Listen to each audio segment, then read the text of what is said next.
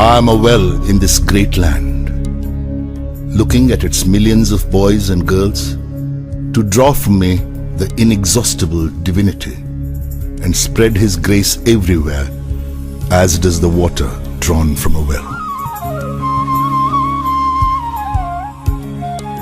This is my story. The story of the son of Jainul Abidin and Ashama. The story of a lad who sold newspapers to help his brother. The story of a pupil reared by Shiva Subramanya Iyer and Ayadure Solomon. The story of a student taught by teachers like Pandale. The story of an engineer spotted by M.J.K. Menon and groomed by the legendary Professor Sarabhai. The story of a scientist tested by failures and setbacks. The story of a leader supported by a large team of brilliant and dedicated professionals.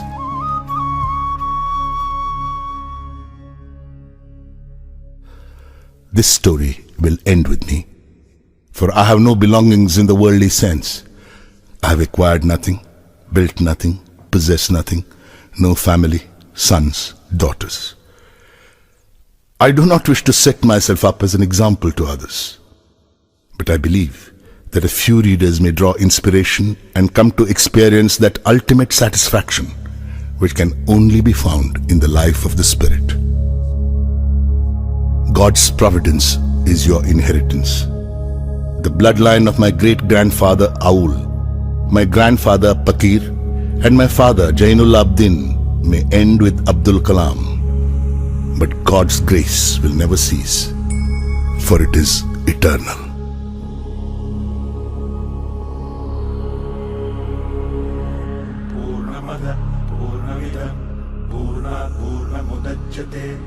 पूर्णस्य पूर्णमादाय पूर्णमेवावशिष्यते ॐ पूर्णमदः पूर्णमिदं पूर्णात् पूर्णमुदच्यते पूर्णस्य पूर्णमादाय पूर्णमेवावशिष्यते पूर्णमदः पूर्णमिदं पूर्णात् पूर्णमुदच्यते पूर्णस्य पूर्णमादाय पूर्णमेवावशिष्यते पूर्णमदः पूर्णमिदं पूर्णात् पूर्णमुदच्यते पूर्णस्य पूर्णमादाय पूर्णमेवावशिष्यते.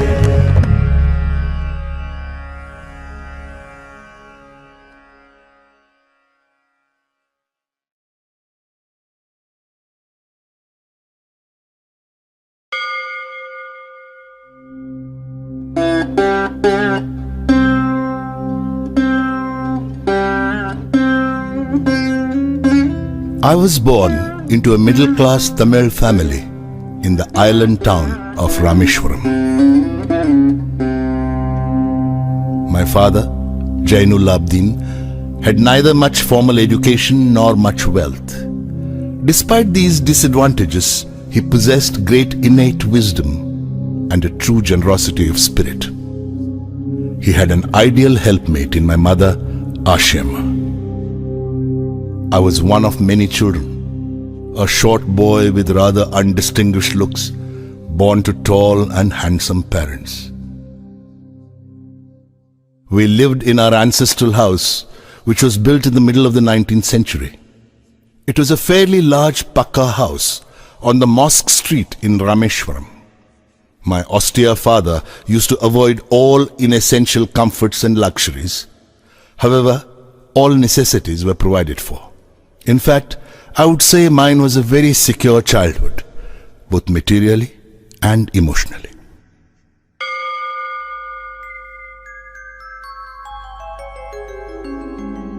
The famous Shiva temple, which makes Rameshwaram so sacred to pilgrims, was about a 10-minute walk from our house.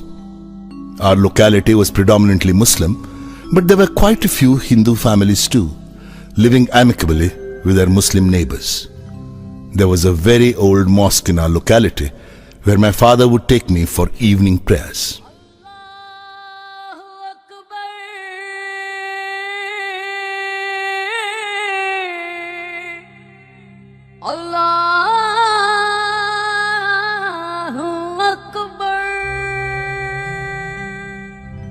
The high priest of the Rameshwaram temple, Pakshi Lakshmana Shastri, was a very close friend of my father's. One of the most vivid memories of my early childhood is of the two men, each in his traditional attire, discussing spiritual matters. My father could convey complex spiritual concepts in very simple, down-to-earth Tamil. He once told me, "When troubles come, try to understand the relevance of your sufferings. Adversity always presents opportunities for introspection."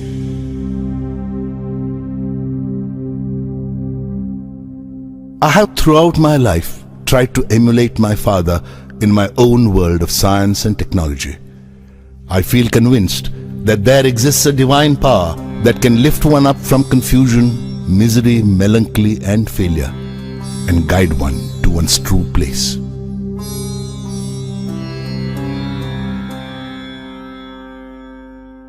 I was about 6 years old when my father embarked on the project of building a wooden sailboat to take pilgrims from Rameshwaram to Dhanushkodi and back.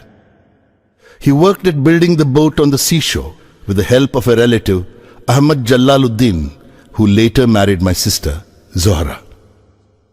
Ahmad Jalaluddin became a close friend of mine, despite the difference of 15 years in our ages. We used to go for long walks together every evening.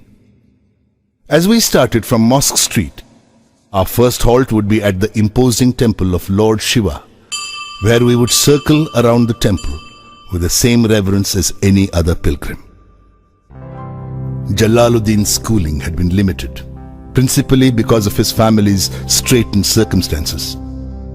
At the time I speak of, he was the only person on the entire island who could write English. He wrote letters for almost anybody in need. Jalaluddin always spoke to me about educated people, of scientific discoveries, of contemporary literature, and of the achievements of medical science. Another person who greatly influenced my childhood was my first cousin, Shamsuddin. He was the sole distributor for newspapers in Rameshwaram and a one-man operation. The newspapers would arrive at Rameshwaram station by the morning train. The Second World War broke out in 1939 when I was 8 years old. Soon India was forced to join the Allied forces and something like a state of emergency was declared. The first casualty came in the form of the suspension of the train halt at Rameshwaram station.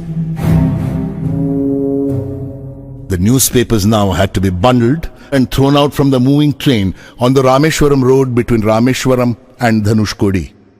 That forced Shamsuddin to look for a helping hand to catch the bundles, and, as if naturally, I filled the slot. Shamsuddin helped me earn my first wages.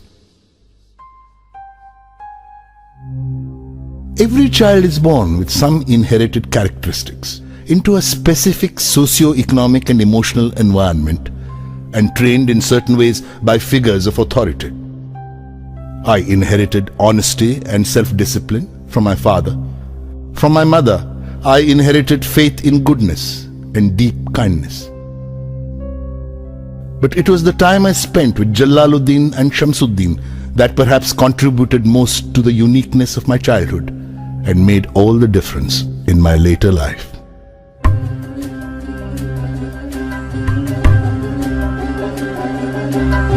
தந்தை மகற்கு ஆற்றும் நன்றி அபயத்து முந்தி திருப்பச்செயல் தந்தை மகற்கு ஆற்றும் நன்றி அபயத்து முந்தி திருப்பச்செயல் திருப்பச்செயல் மகன் தந்தைக்கு ஆற்றும் உதவி இவன் தந்தை என்னோற்றார்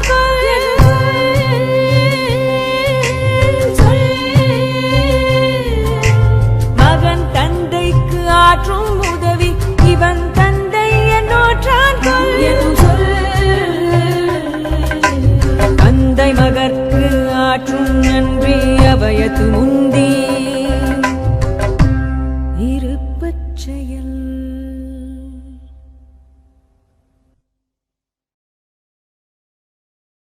Then the war was over and India's freedom was imminent.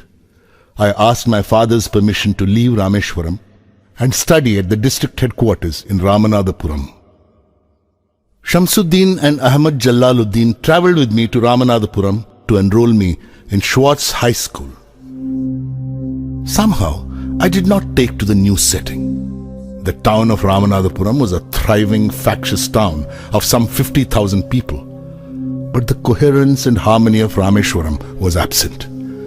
I missed my home and grabbed every opportunity to visit Rameshwaram. Once I settled down at Schwartz High School, the enthusiastic 15-year-old within me re-emerged. My teacher, Ayadurai Solomon, was an ideal guide for an eager young mind that was yet uncertain of the possibilities and alternatives that lay before it.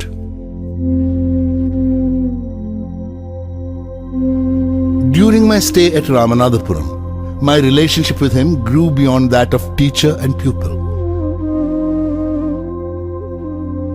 Ayadurai Solomon used to say, "To succeed in life and achieve results, you must understand and master three mighty forces: desire, belief, and expectation."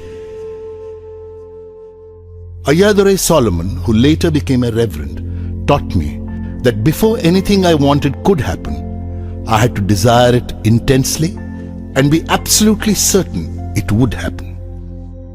To take an example from my own life, I had been fascinated by the mysteries of the sky and the flight of birds from early childhood.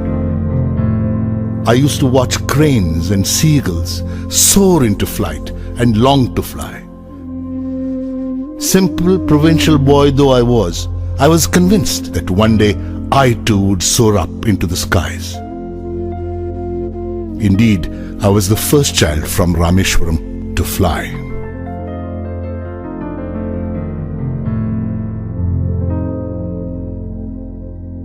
By the time I completed my education at Schwartz, I was a self-confident boy determined to succeed.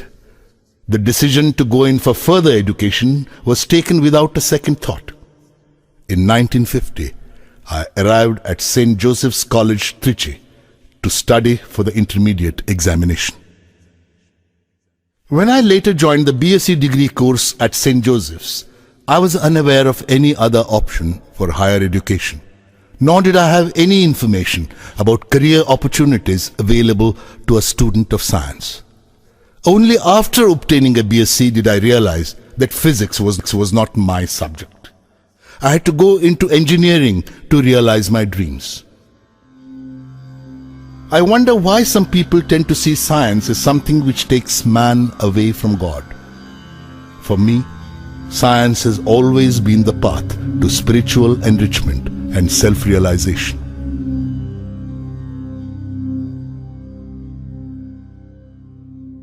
I managed to be on the list of selected candidates to Madras Institute of Technology, MIT. But admission to this prestigious institution was an expensive affair. Around 1,000 rupees was required, and my father could not spare that much money. My sister, Zohra, mortgaged her gold bangles and chain to settle my fee. I was deeply touched by her determination to see me educated and by her faith in my abilities.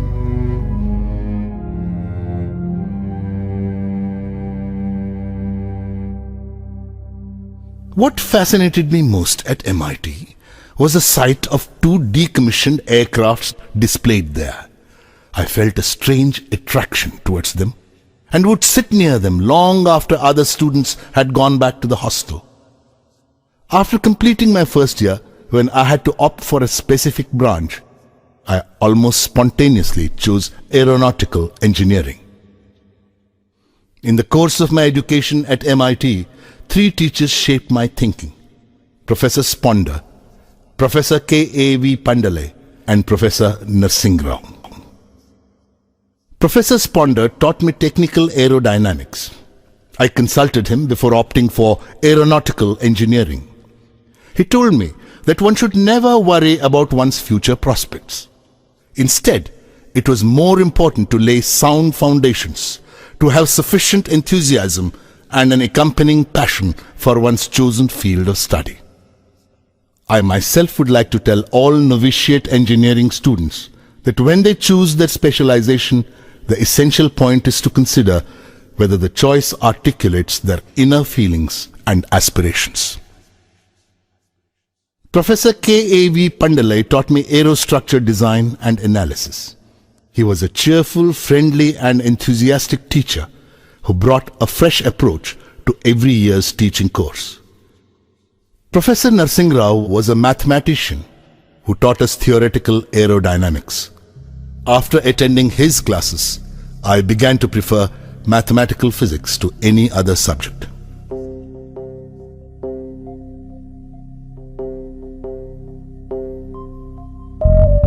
साध संगी हरि हरि नाम चित्तारा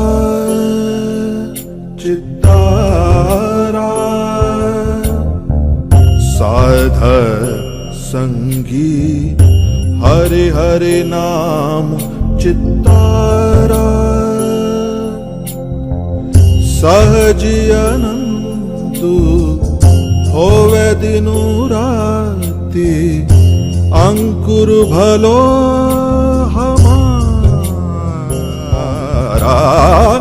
साध संगी साध संगी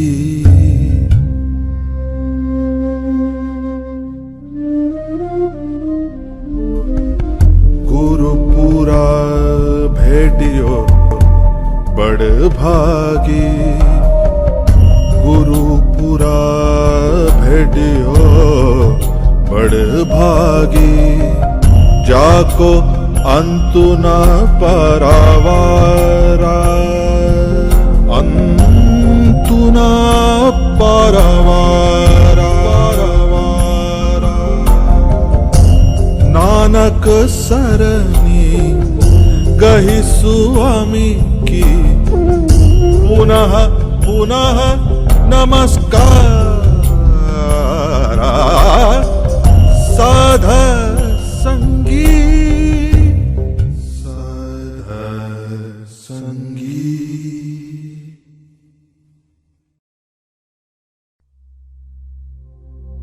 From MIT, I went to Hindustan Aeronautics Limited, HAL, at Bangalore as a trainee.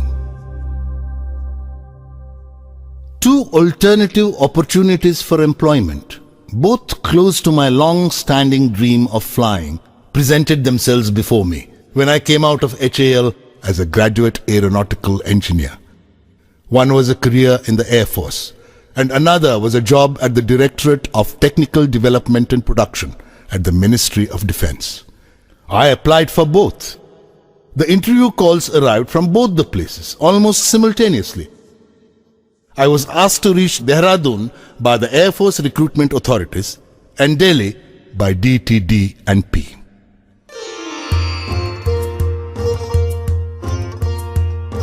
My destination was more than 2,000 kilometers away and was to be my first encounter with the vastness of my motherland. Through the window of the compartment, I watched the countryside slip past. It is astonishing how the landscape changes as one moves northwards. I halted for a week in Delhi and appeared for the interview at DTD&P. I did well at the interview.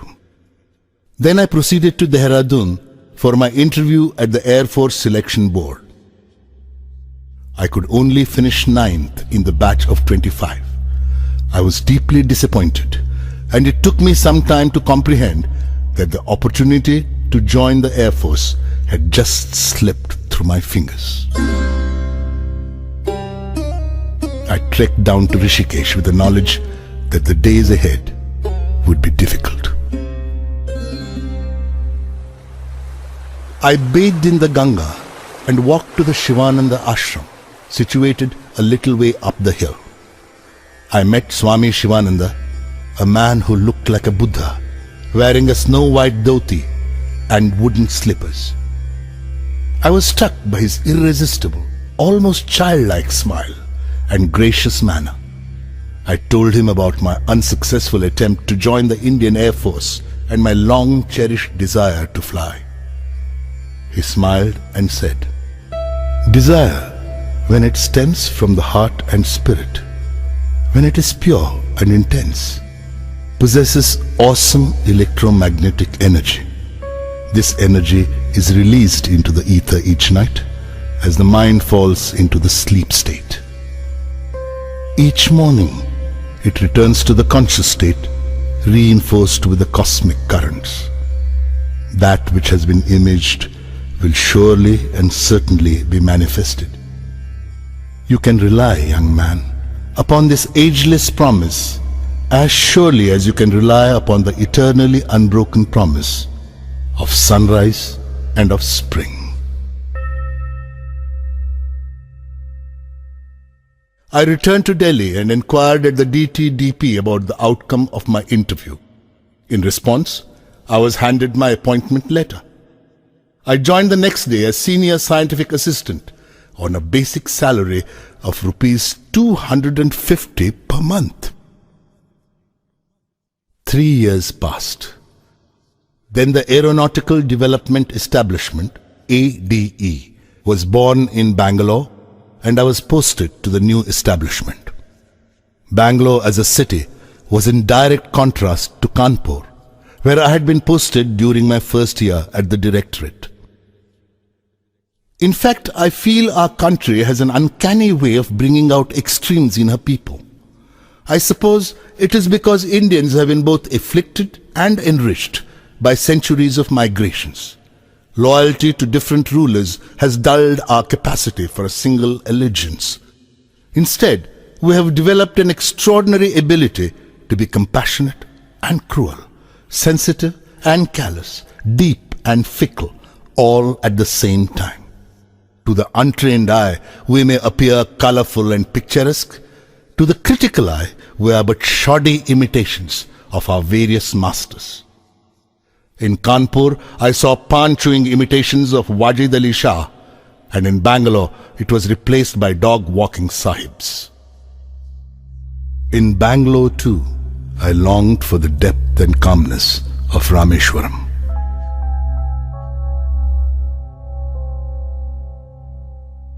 The workload at ADE during the first year was quite light.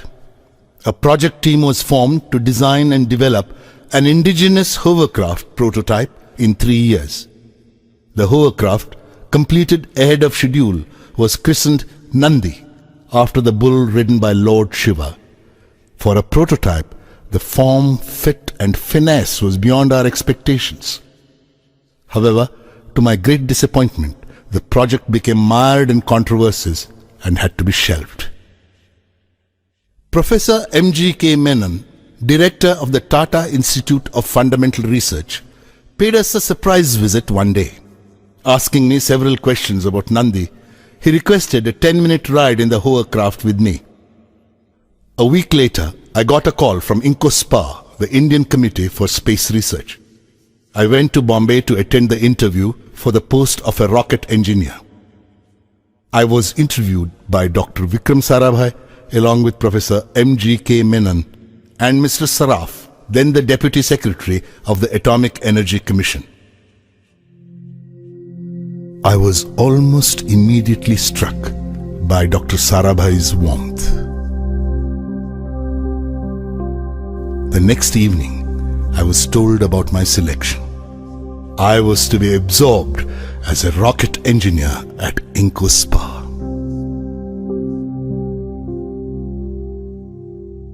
Sometime in the latter half of 1962, INCOSPA took the decision to set up the Equatorial Rocket Launching Station at Tumba, a sleepy fishing village near Trivandrum in Kerala.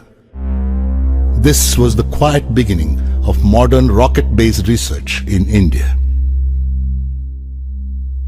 Very soon after this, I was asked to proceed to America for a 6-month training program on sounding rocket launching techniques at the National Aeronautics and Space Administration, NASA. I took some time off before going abroad and went to Rameshwaram.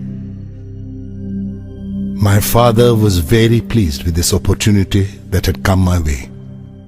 He took me to the mosque and organized a special namaz in thanksgiving.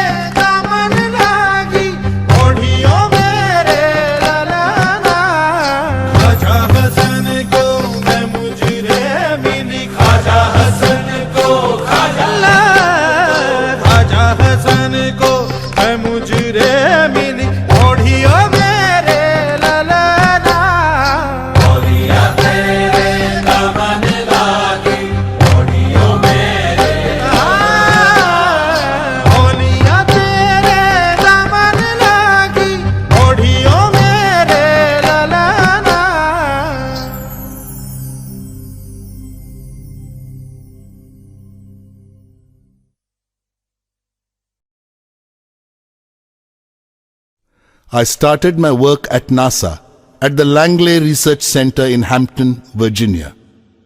Later, I went to the Goddard Space Flight Center at Greenbelt, Maryland. My impression of the American people can be summarized by a quotation from Benjamin Franklin. Those things that hurt instruct. I realized that people in this part of the world meet their problems head on. What makes life in Indian organizations difficult is the widespread prevalence of contemptuous pride. It stops us from listening to our juniors, subordinates, and people down the line. You cannot expect a person to deliver results if you humiliate him, nor can you expect him to be creative if you abuse him or despise him. The line between firmness and harshness, between strong leadership and bullying, between discipline and vindictiveness is very fine. But it has to be drawn. On the 21st of November 1963, soon after my return from NASA, India's first rocket launch took place. It was a sounding rocket called Nike Apache, made at NASA. After the successful launch of Nike Apache, Professor Sarabhai chose to share with us his dream of an Indian satellite launch vehicle. The development of Indian rockets in the 20th century can be seen as a revival of the 18th century dream of Tipu Sultan. When Tipu Sultan was killed, the British captured more than 700 rockets and subsystems of 900 rockets in the Battle of Tirukanhalli in 1799. His army had 27 brigades called Kushuns, and each brigade had a company of rocketmen called Jurks. These rockets had been taken to England by William Congreve and were subjected by the British to what we call reverse engineering today. With the death of Tipu, Indian rocketry also met its demise, at least for 150 years. Rocketry was reborn in India thanks to the technological vision of Prime Minister Jawaharlal Nehru. Professor Sarabhai took the challenge of giving physical dimensions to this dream. Very many individuals with myopic vision questioned the relevance of space activities in a newly independent nation which was finding it difficult to feed its population. But neither Prime Minister Nehru nor Professor Sarabhai had any ambiguity of purpose. Their vision was very clear. If Indians were to play a meaningful role in the community of nations, they must be second to none in the application of advanced technologies to their real-life problems. They had no intention of using it merely as a means to display our might.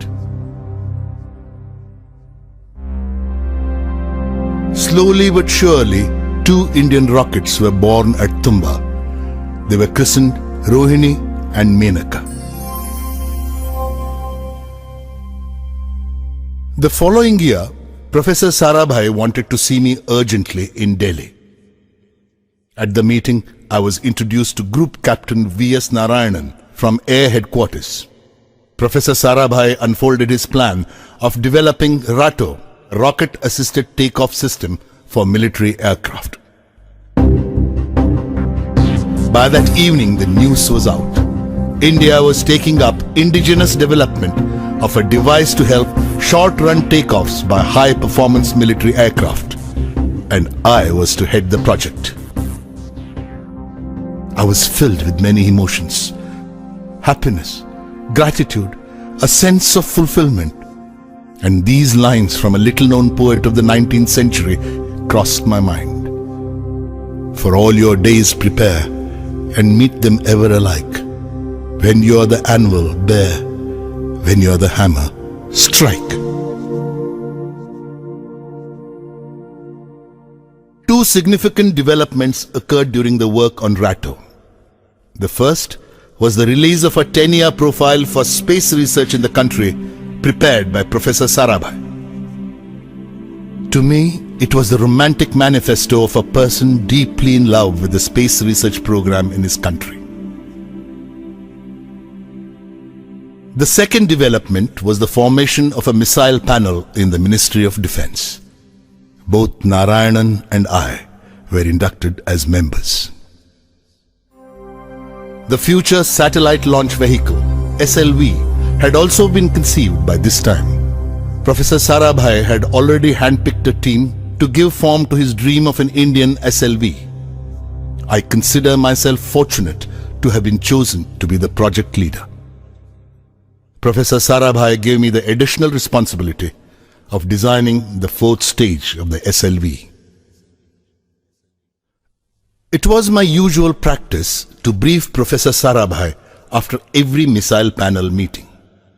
After attending one such meeting in Delhi, on the 30th of December 1971, I was returning to Trivandrum. Professor Sarabhai was visiting Tumba that very day to review the SLV design. I spoke to him on the telephone from the airport lounge about the salient points that had emerged at the panel meeting. He instructed me to wait at the Trivandrum airport and to meet him there. When I reached Trivandrum, a pall of gloom hung in the air. I was informed that Professor Sarabhai was no more. He had passed away a few hours ago following a cardiac arrest. I was shocked to the core. It had happened within an hour of our conversation. It was a great blow to me. I consider Professor Sarabhai as the Mahatma Gandhi of Indian science, generating leadership qualities in his team and inspiring them through both ideas and example.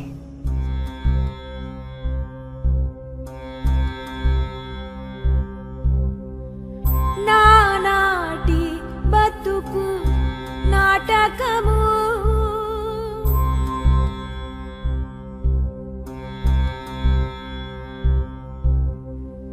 నానాటి బతుకు నాటకము కానక కన్నది కైవల్యము కానక కన్నది కైవల్యము నానాటి బతుకు నాటకము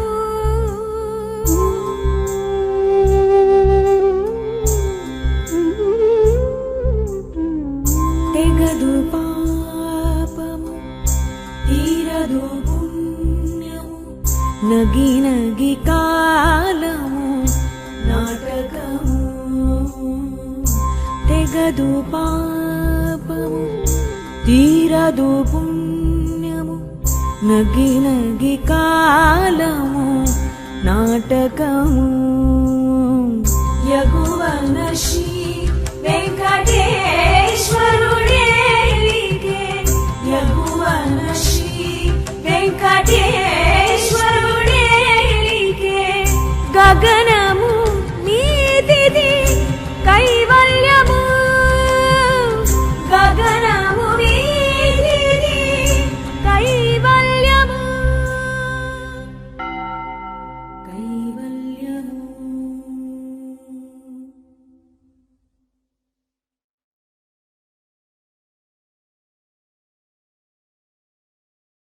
After an interim arrangement with Professor M.G.K. Menon at the helm, Professor Satish Dhawan was given the responsibility of heading the Indian Space Research Organization, ISRO.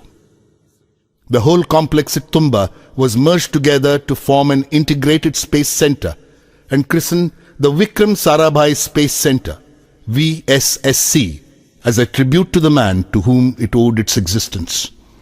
The renowned metallurgist Dr. Brahm Prakash took over as its first director.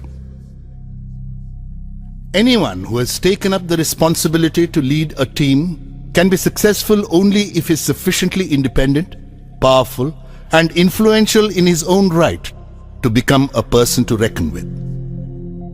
This is perhaps also the path to individual satisfaction in life, for freedom with responsibility is the only sound basis for personal happiness.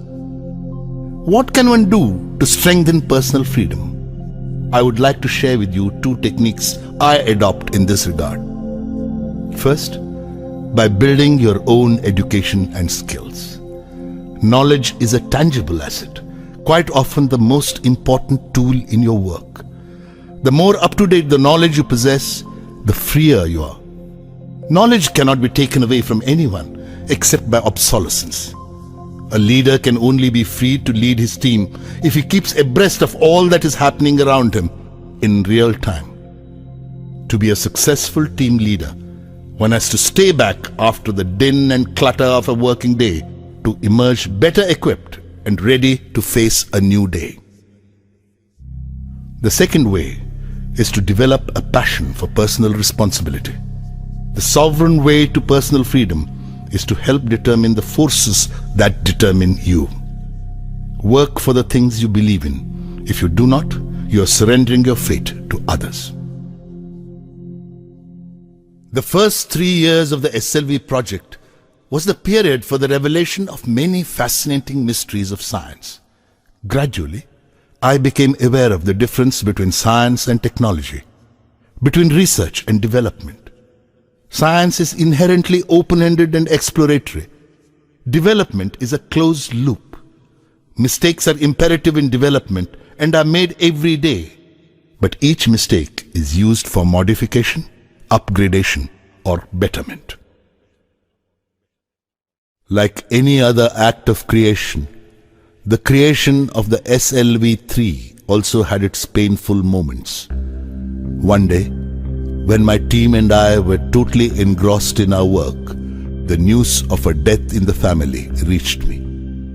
My brother-in-law and mentor, Janab Ahmad Jalaluddin, was no more. For a couple of minutes, I was immobilized. When I could focus on my surroundings once more, I realized that with Jalaluddin, a part of me had passed away.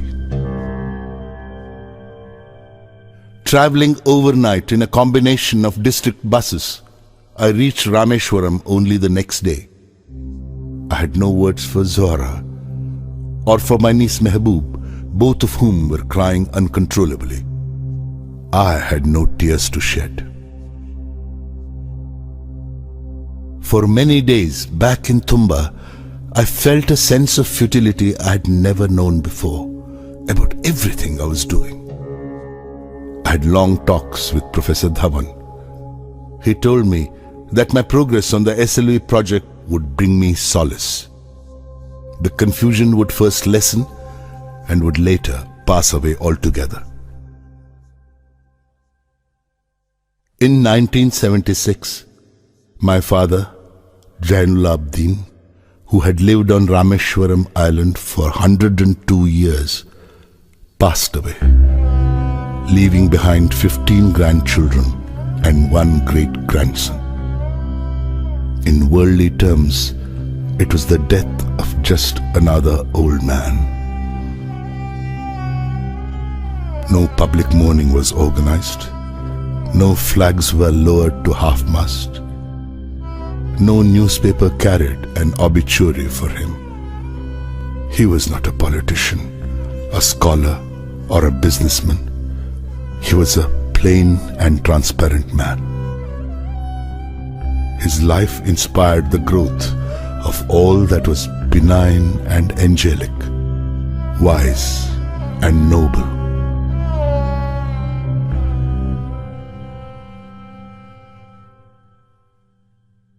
I sat for a long time with my mother, but could not speak. She blessed me in a choked voice when I took leave of her to return to Tumba.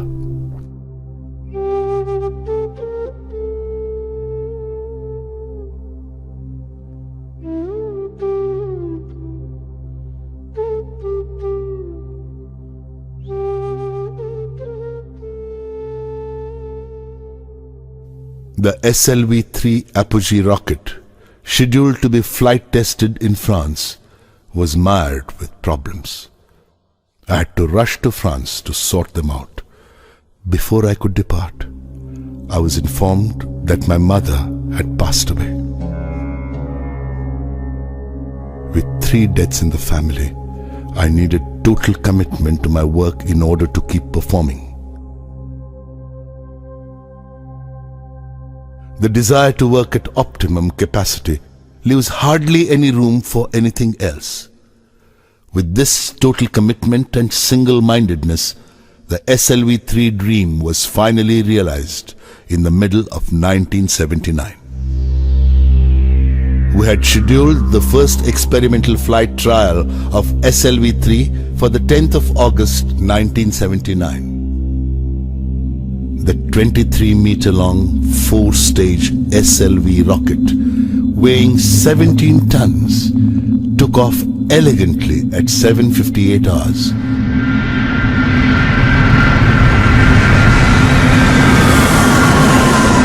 Stage 1 performed to perfection.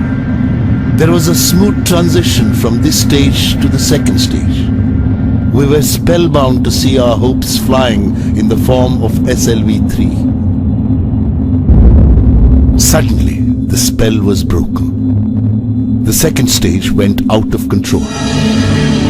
The flight was terminated after 317 seconds, and the vehicle's remains, including my favorite 4th stage with the payload, splashed into the sea, 560 kilometers off Sriharikota.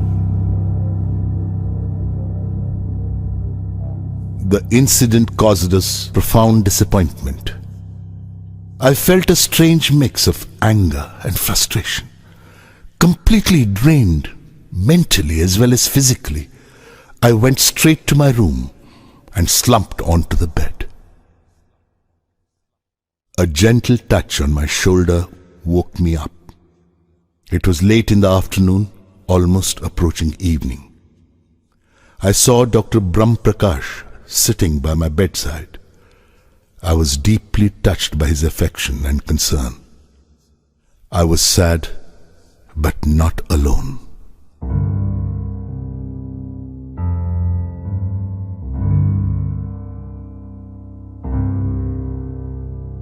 A post-flight review established that the mishap occurred because of the failure of the second stage control system.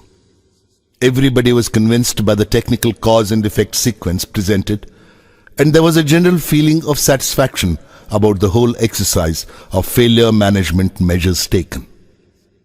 I was still unconvinced though, and felt restless. On the spur of the moment, I stood up and addressed Professor Dhawan. Sir, even though my friends have technically justified the failure, I take the responsibility for judging the RFNA leak detected during the final phase of countdown as insignificant. As a mission director, I therefore take responsibility for the SLV-3 failure.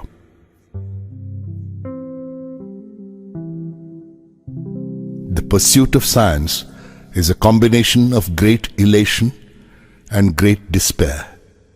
I went over many such episodes in my mind. The idea that a man could land on the moon, developed by a Russian mathematician, was realized after nearly 4 decades, and by the United States at that. Professor Chandrasekhar had to wait nearly 50 years before receiving the Nobel Prize for his discovery of the Chandrasekhar limit, a discovery made while he was a graduate student at Cambridge in the 1930s. How many failures must Von Braun have gone through before his Saturn launch vehicle put man on the moon? To live only for some unknown future is superficial. It's like climbing a mountain to reach the peak without experiencing its sides. The sides of the mountain sustain life, not the peak. This is where things grow, experience is gained, and technologies are mastered. The importance of the peak lies only in the fact that it defines the sides. I went in little steps, just one step after another, but each step towards the top.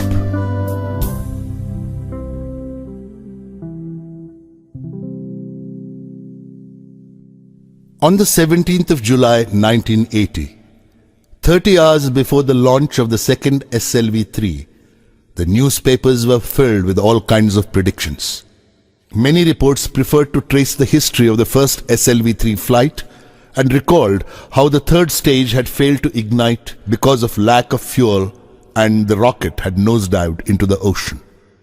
Some were a general prognosis of all that ailed our country and related it to the SLV-3. I knew that the next day's launch was going to decide the future of the Indian space program. In fact, to put it simply, the eyes of the whole nation were on us. In the early hours of the next day, the 18th of July 1980, at 8:03 hours to be precise, India's first satellite launch vehicle, SLV-3, lifted off. I saw the computer displaying data about stage 4 giving the required velocity to the Rohini satellite to enter its orbit.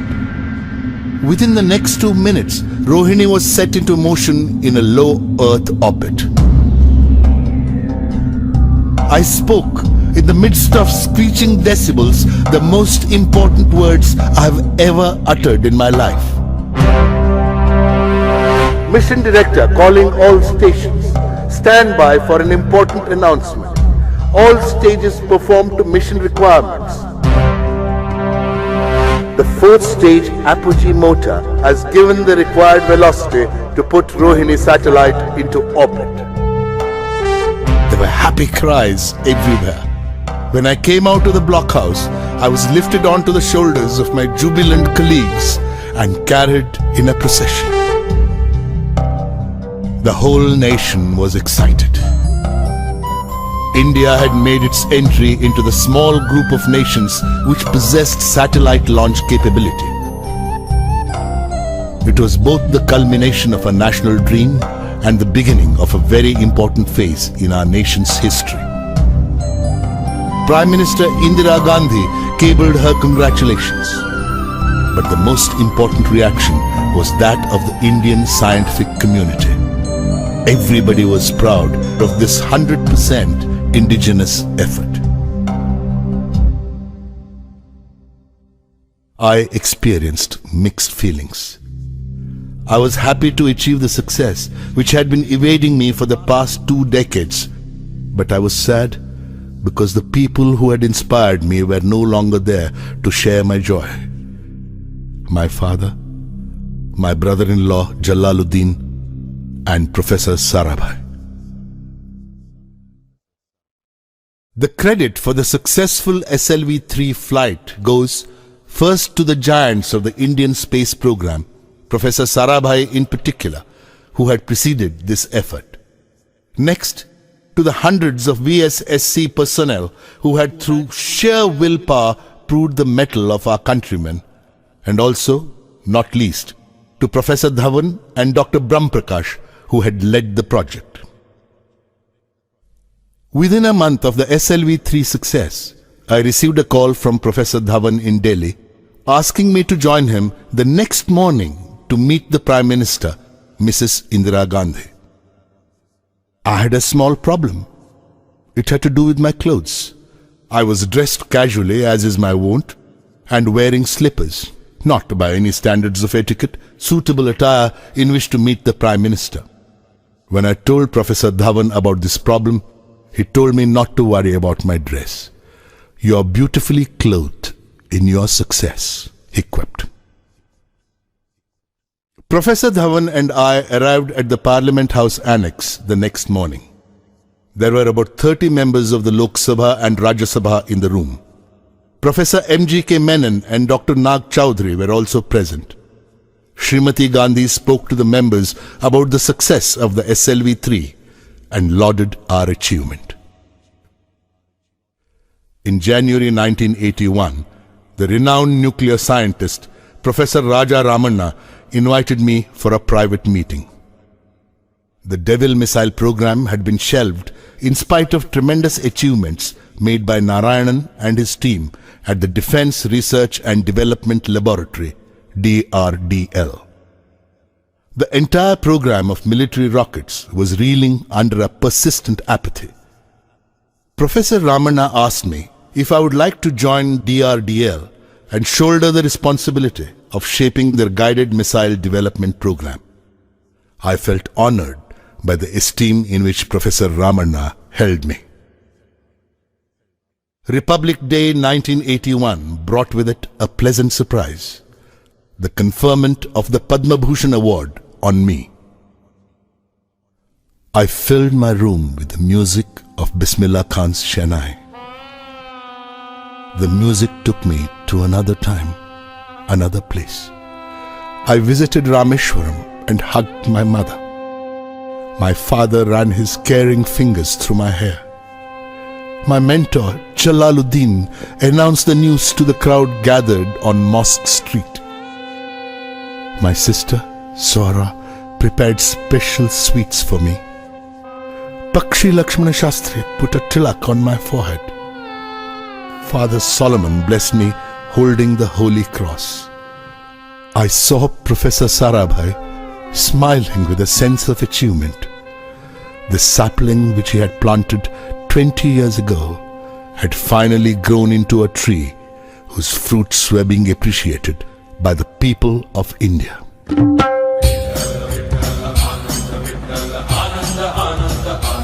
ओ आनंदाचे डोही आनंद तरंग आनंदाचे डोही आनंद तरंग आनंदाची अंग आनंदाचे आनंदाची अंग आनंदाचे आनंदाचे डोही आनंद तरंग आनंदाचे डोही आनंद तरंग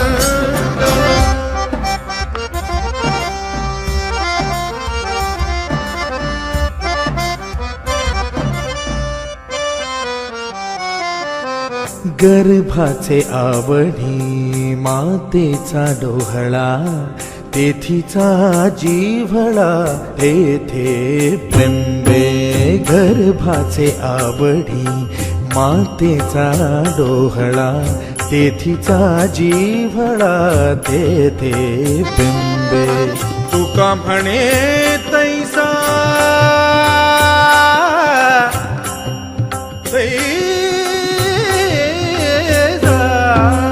तुका म्हणे तैसा ओतला ठसा अनुभव सरीसा मुखाला आनंदाचे डोही आनंद तरंग आनंदाची अंग आनंदाचे आनंदाचे डोही आनंद तरंग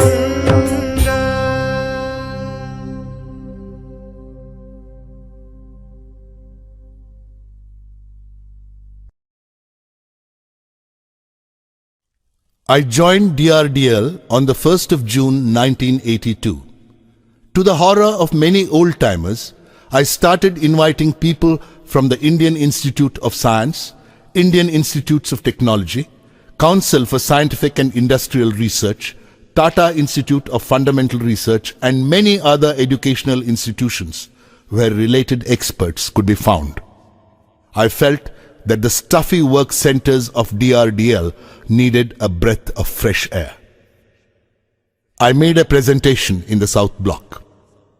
Although some questioned our ambitious proposal, everyone was excited about the idea of India having her own missile systems.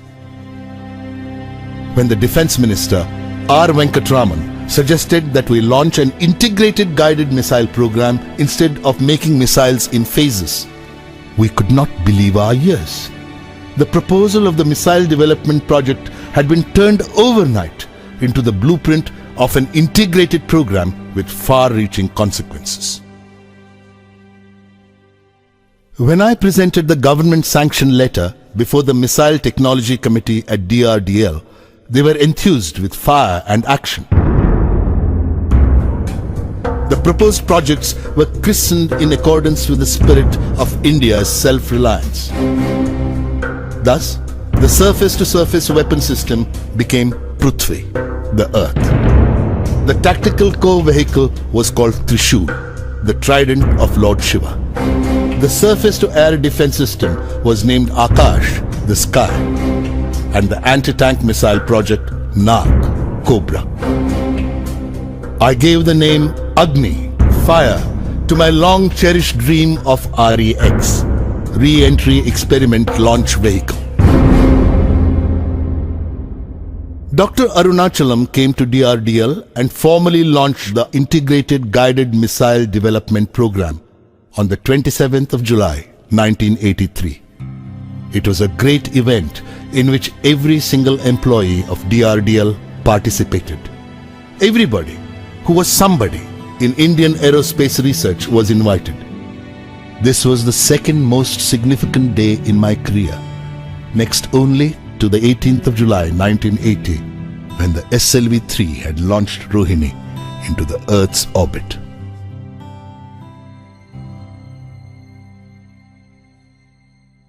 The launch of the Integrated Guided Missile Development Program was like a bright flash on the Indian scientific firmament.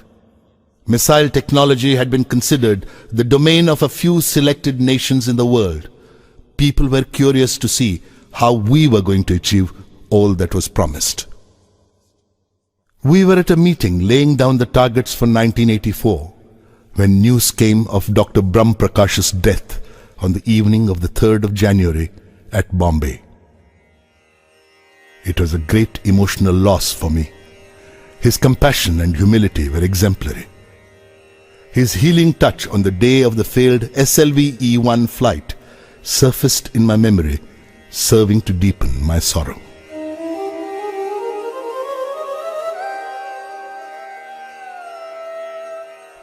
If Professor Sarabhai was the creator of VSSC, Dr. Brahm Prakash was the executor. He had nurtured the institution when it most needed nourishment. His humility mellowed me and helped me discard my aggressive approach. His humility did not consist merely in being modest about his talents or virtues, but in respecting the dignity of all those who worked under him and in recognizing the fact that no one is infallible, not even the leader.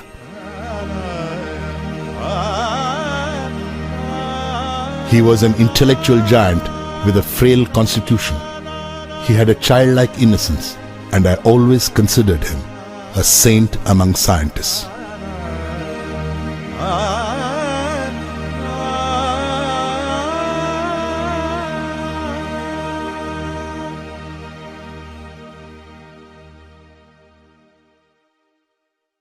Prime Minister Indira Gandhi expressed her desire to personally apprise herself of the progress of the Integrated Guided Missile Development Program. The entire organization was filled with an aura of excitement. On the 19th of July 1984, Srimati Gandhi visited DRDL. Prime Minister Indira Gandhi was a person with a tremendous sense of pride in herself, in her work, and in her country. The esteem in which she held our work in the field of guided missiles boosted our morale immensely. We were working on the action plan that had emerged from the earlier month's review when the news of Srimati Gandhi's assassination broke.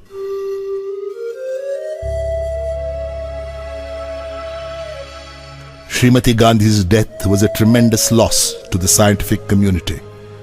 She had given impetus to scientific research in the country.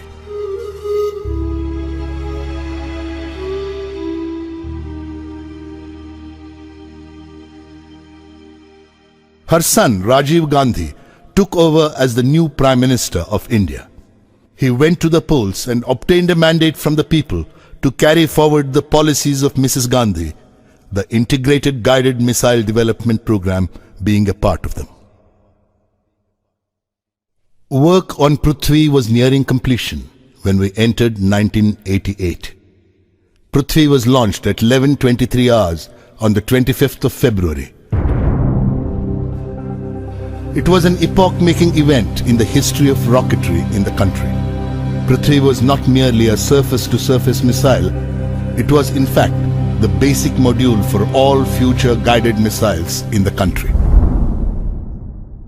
The launch of Prithvi sent shockwaves across the unfriendly neighboring countries. The response of the Western Bloc was initially one of shock and then of anger. A 7-nation technology embargo was clamped, making it impossible for India to buy anything even remotely connected with the development of guided missiles. The emergence of India as a self-reliant country in the field of guided missiles upset all the developed nations of the world.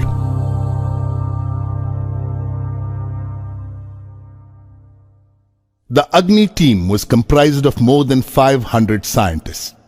Many organizations were networked to undertake this huge effort of launching Agni.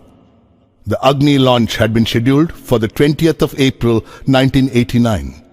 This was going to be an unprecedented exercise. Unlike space launch vehicles, a missile launch involves wide-ranging safety hazards. All activities preparatory to the launch went according to schedule. We had decided to move the people living in nearby villages to safety at the time of the launch. This attracted media attention and led to much controversy. By the time the 20th of April 1989 arrived, the whole nation was watching us. Foreign pressure was exerted through diplomatic channels to abort the flight trial, but the Indian government stood behind us like a rock and staved off any distraction to our work. We were at T14 seconds when the computer signaled hold, indicating that one of the instruments was functioning erratically. This was immediately rectified. Meanwhile, the downrange station asked for a hold. In another few seconds, multiple holds were necessitated, and this resulted in irreversible internal power consumption. We had to abort the launch. The missile had to be opened up to replace the onboard power supplies. The press was up in arms and fielded various interpretations of the postponement of the flight to suit the fancies of the readership. Cartoonist Sudhir Dar sketched a shopkeeper returning a product to the salesman, saying that like Agni, it would not take off. Another cartoonist showed one Agni scientist explaining that the launch was postponed because the press button did not make contact. The Hindustan Times showed a leader consoling press reporters.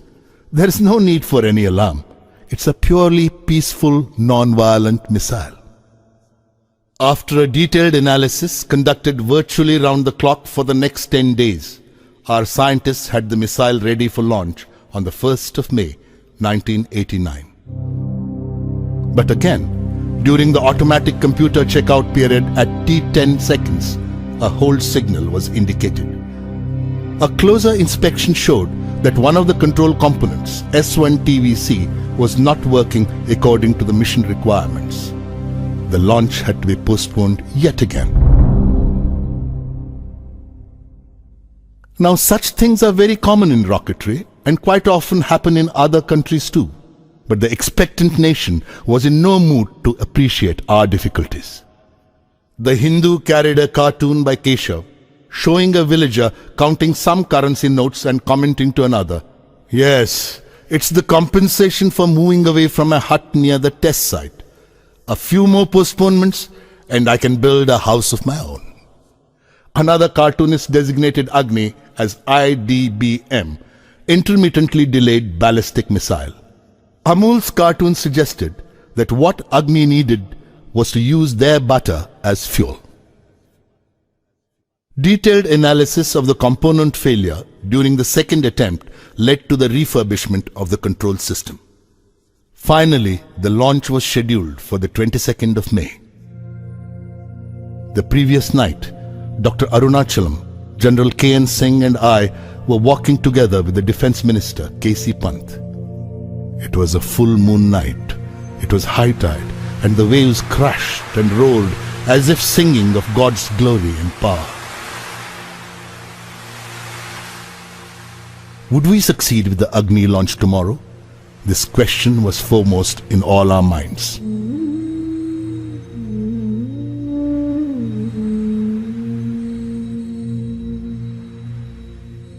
Breaking a long silence, the Defence Minister finally asked me, "Kalam, what would you like me to do to celebrate the Agni success tomorrow?" What did I want?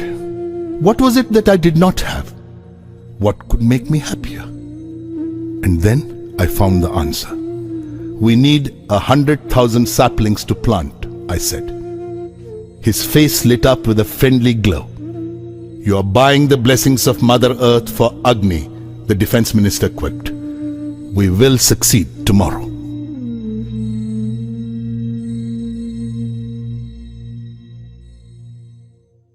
The next day, Agni took off at 7:10 hours. It was a perfect launch. The missile followed a textbook trajectory. All flight parameters were met.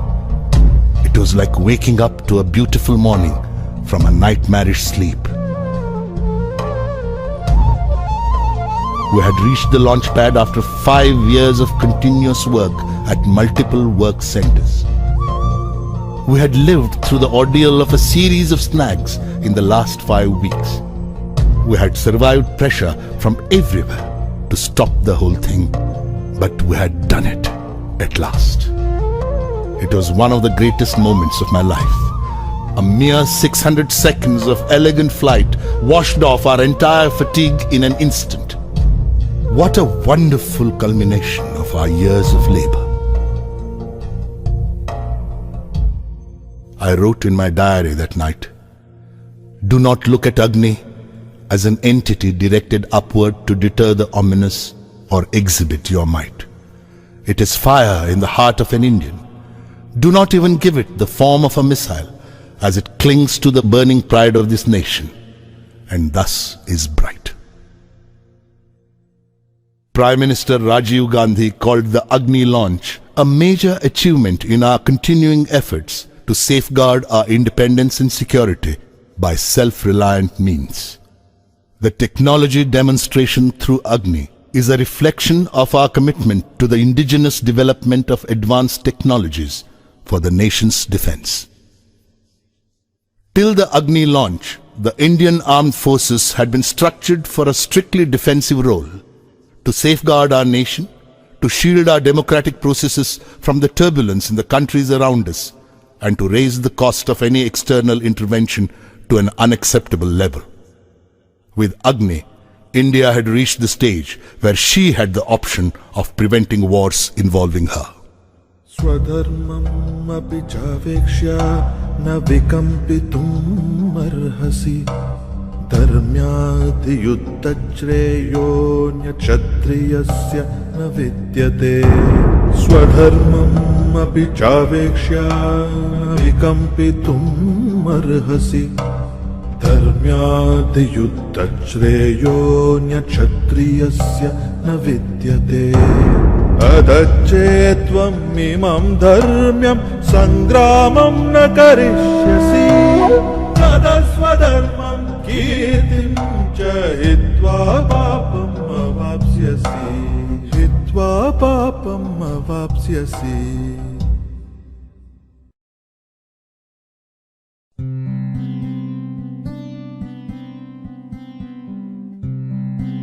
On Republic Day 1990, the nation celebrated the success of its missile program. I was conferred the Padma Vibhushan along with Dr. Arunachalam. Memories of the Padma Bhushan awarded a decade ago came alive. I still lived more or less as I had lived then, in a room 10 feet wide and 12 feet long, furnished mainly with books, papers, and a few pieces of hired furniture. The only difference was at that time my room was in Trivandrum and now it was in Hyderabad. The mess bearer brought me my breakfast of idlis and buttermilk and smiled in silent congratulation for the award. I was touched by the recognition bestowed on me by my countrymen.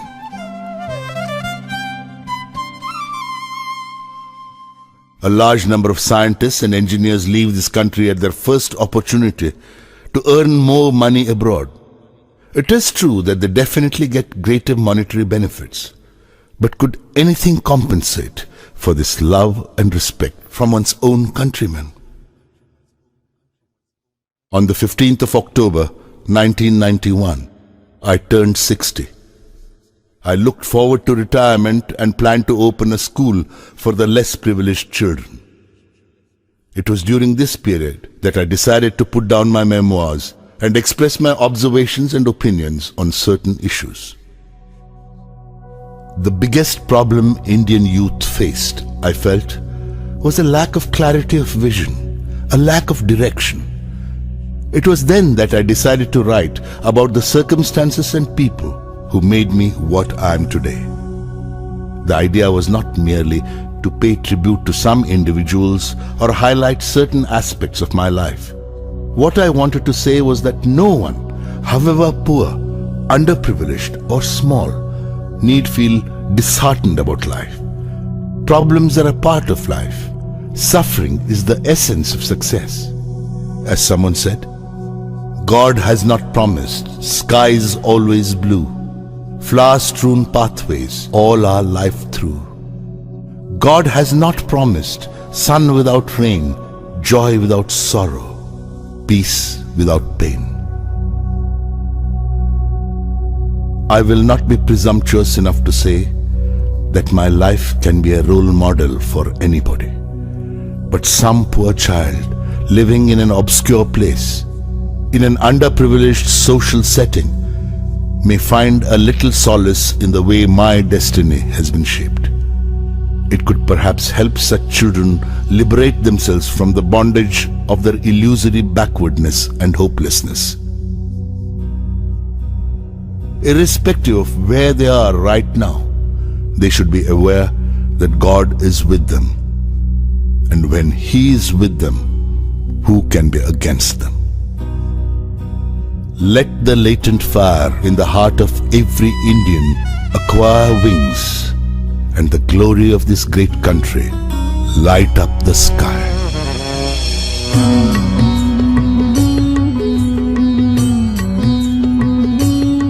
I salute the flag, it makes me proud. I'm an Indian, it says out loud.